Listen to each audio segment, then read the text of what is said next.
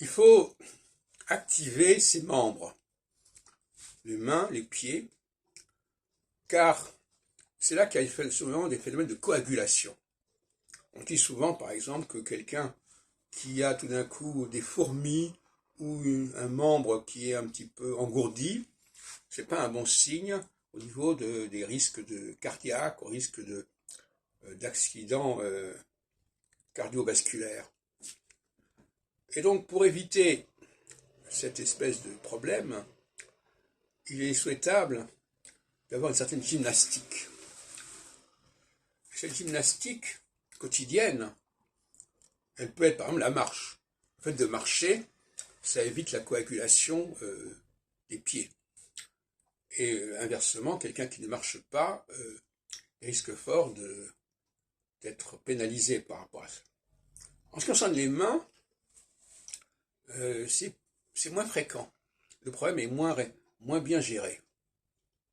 On peut dire par exemple quelqu'un qui joue du piano, d'ailleurs on dit que jouer du piano, ça permet d'éviter une certaine dégénérescence, pourquoi pas. Mais je pense au massage. Je crois au massage, à l'automassage. Ce qu'on pourrait appeler, on se frotte le corps et on le nettoie.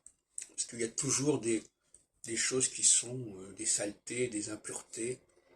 Et ça oblige les doigts à une certaine agilité et à une certaine perception. Et donc, d'une certaine façon, c'est une protection, c'est une antidote contre la coagulation des mains. Donc, le massage est quelque chose qui est souvent oublié. On se fait sa toilette, on passe sous la douche, on prend un gant de toilette, mais ça n'est pas suffisant, surtout que le gant, comme son nom l'indique, il cache les doigts. Or, ce qu'il faut, c'est l'agilité des doigts. Or, l'agilité des doigts, c'est pas en faisant sa toilette de manière habituelle. Moi, je suis plutôt pour le matin, quand on se réveille, faire une sorte de massage de son corps, notamment au niveau du cou. Le cou qui est un point stratégique, parce qu'il y a les cheveux, et dans les cheveux, il y a souvent des impuretés, voire même des insectes, etc.